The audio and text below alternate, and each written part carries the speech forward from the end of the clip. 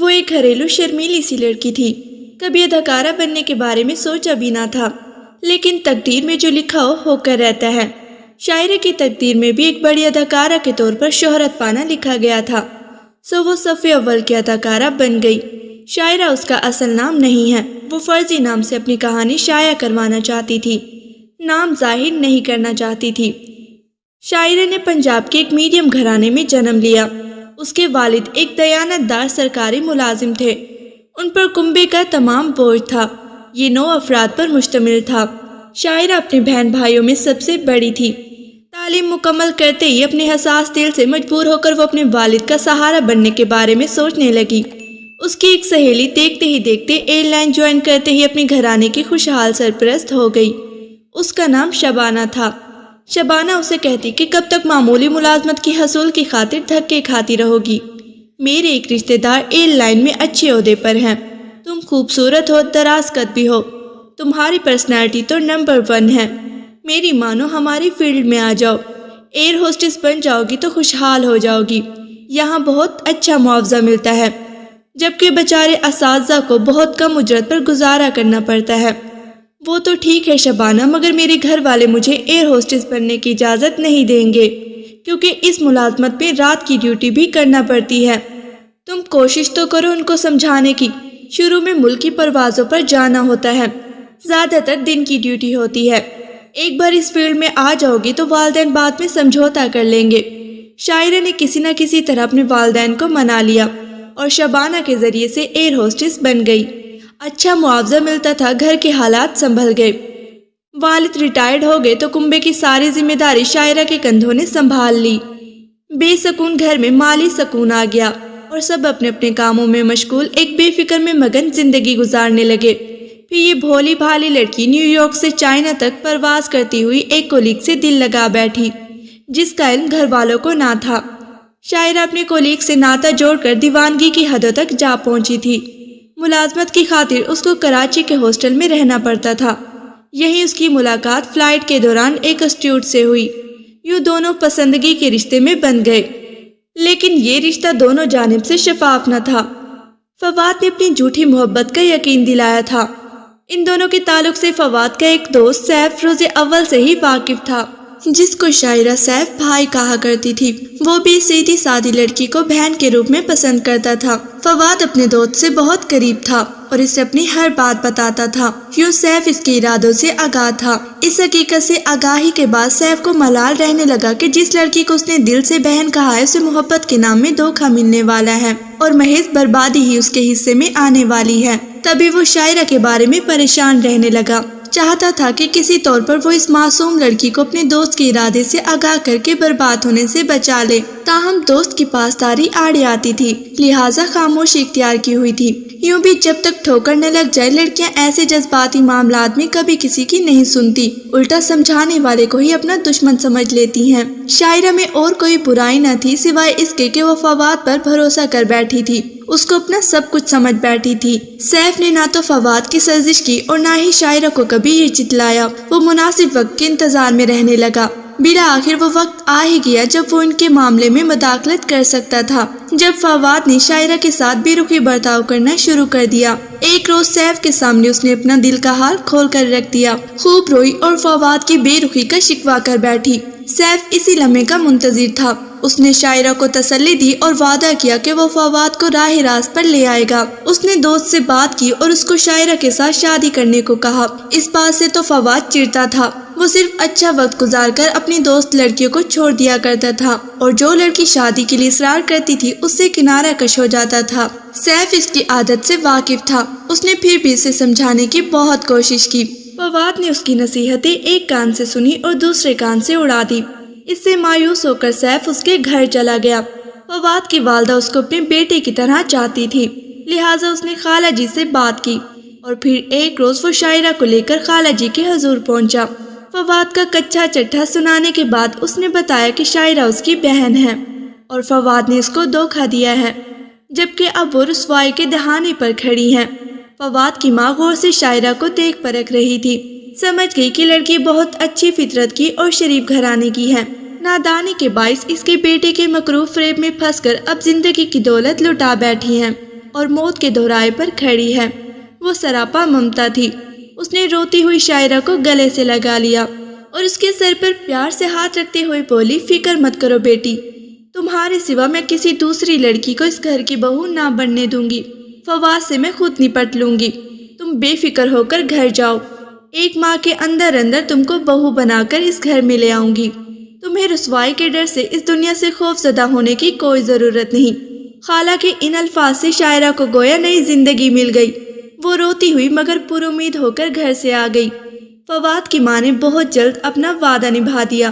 یوں سیف کی کوششوں سے اس کی منہ بولی بہن فواد کی دلہن بن کر اس کے گھر چلی گئی۔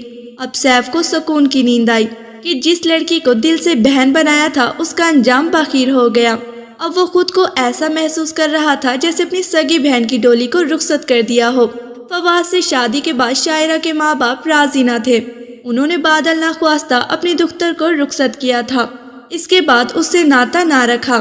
تاہم شاعرہ نے اپنی بہن کو ایئر لائن آفس میں جاب کرا دی تھی۔ تبھی اس کو اپنے والدین اور بہن بھائیوں کے مالی وسائل کے بارے میں فکر نہ رہی تھی۔ ان دنوں مشرقی پاکستان بنگلہ دیش نہ بنا تھا، لہٰذا فواد کا تبادلہ ڈھاکہ ہو گیا۔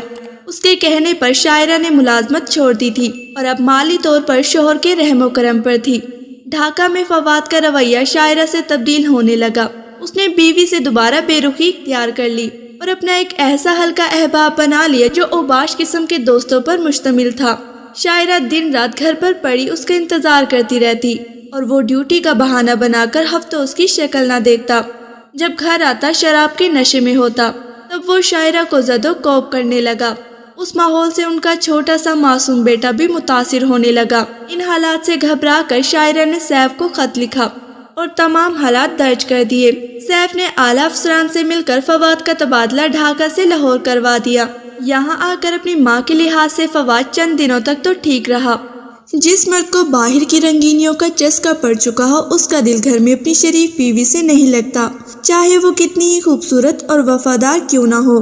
شاعرہ اس کے لیے راہ کے کانٹے کے سوا کچھ نہ تھی، پھر وہ زبردستی اس کی بیوی بنی تھی۔ لاہور شہر جو خوبصورتی کا مرکز تھا، یہاں فلم انڈسٹری کی رنگین دنیا شباب پر تھی۔ فواد کے کچھ دوست فلم انڈسٹری سے وابستہ تھے، ان کے توفیل وہ اکثر وہاں مختلف فلموں کی شوٹنگ دیکھنے جایا کرتا تھا۔ اسی دوران کچھ ایکسٹرا لڑکیوں کے چکر میں پڑ کر اپنی بیوی کو بالکل ہی بھول بیٹھا۔ تنگ آ کر ایک روز شاعرہ نے احتجاج کیا۔ اس احتجاج کا نتیجہ یہ نکلا کہ اس نے بیوی کو مار پیٹ کر بیٹے سمیت گھر سے نکال دیا۔ دل شکستہ شاعرہ چند دن ایک سہیلی کے گھر رہی اور پھر فواد کے ماموں کے گھر چلی گئی تاکہ ان کو اپنی کہانی سنا کر فواد کو راہ راست پر لانے کا کہے۔ ماموں نے فواد کو لاہور سے بلا بھیجا۔ وہ آیا اور ماموں کی موجودگی میں بیوی کو طلاق دے کر چلا گیا۔ شاعرہ نے سیف کو خط لکھ کر حالات سے آگاہ کر دیا تھا۔ اب شاعرہ کے دل میں انتقام کی آگ بھڑک اٹھی تھی۔ وہ فواد کو کسی طور پر سبق دینا چاہتی تھی۔ سیف نے سمجھایا، یہ تمہارے بس کی بات نہیں ہے، کورٹ جا کر بھی کیا کرو گی، تمہیں انصاف نہیں ملے گا۔ پھر اس نے تم کو طلاق بھی دے دی ہے، الٹا وہ بیٹے کے حصول کا کیس کر دے گا۔ فیصلہ تمہارے حق میں ہو بھی گیا تو کیس کی خواری اور اخراجات کہاں تک بھگتو گی؟ وہ نہ مانی، دھمکی دی کہ اگر تم نے میری مدد نہ کی تو میں خود جا کر وکیل کر لوں گی یا پھر اس کے گھر میں گھس کر فواد کی جان لے لوں گی۔ تب سیف اس کو بچے سمیت لاہور لے آیا اور شاعرہ کو ہوٹل کے ایک کمرے میں بٹھا کر فواد کی طرف چلا گیا۔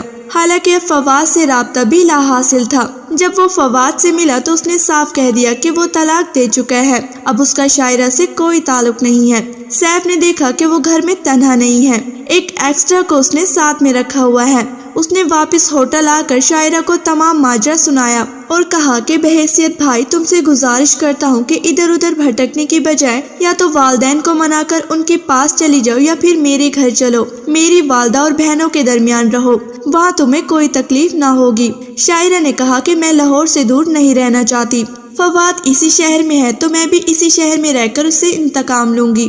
جب وہ لاہور چھوڑنے پر راضی نہ ہوئی تو سیف اس کو کچھ رقم دے کر اور دوبارہ آنے کا کہہ کر چلا گیا۔ یہ بھی کہہ گیا کہ جب جی چاہے میرے گھر آ سکتی ہو، میرے گھر کے دروازے تمہارے لیے ہمیشہ کھلے رہیں گے۔ اس کا خیال تھا کہ کوئی ٹھکانہ نہ ہونے کی وجہ سے وہ جلد ہی اس کے گھر واپس آ جائے گی، لیکن شاعرہ نے ایسا نہیں کیا۔ وہ ہوٹل سے اپنی سہیلی کے گھر چلی گئی جس کے گھر پہلے بھی کچھ دن رہ چکی تھی۔ یہ لڑکی رافی پہلے ایئر ہوسٹس تھی اور اب ماڈلنگ کا پیشہ اختیار کر لیا تھا۔ حالات اور فواد کی بدسلوکیوں نے اگرچہ شاعرہ کا رنگ روپ ماند کر دیا تھا، لیکن وہ اب بھی لاکھوں میں ایک تھی۔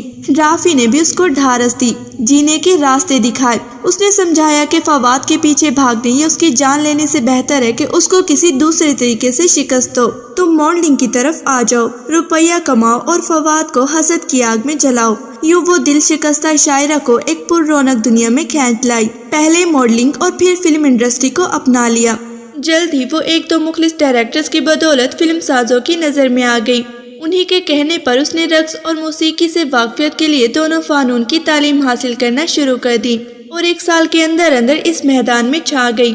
شروع میں اداکاری میں دشواری محسوس ہوئی، مگر بعد میں جب اس نے شب و روز محنت کی تو ایک نامور اداکارہ کے طور پر پہچانی جانے لگی۔ ایک دن آیا کہ وہ ملک کی نامور اور بڑی ہیروئنوں میں شمار ہونے لگی۔ جب اس کی شہرت نے فواد کی نیندیں حرام کر دی تو وہ اپنا بیٹا اس سے لے گیا اور بچے کو اپنی ماں کی گود میں دے دیا۔ مگر اب وہ بے بسی سے ہاتھ ملتا کہ یہ میں نے کیا ستم کر دیا۔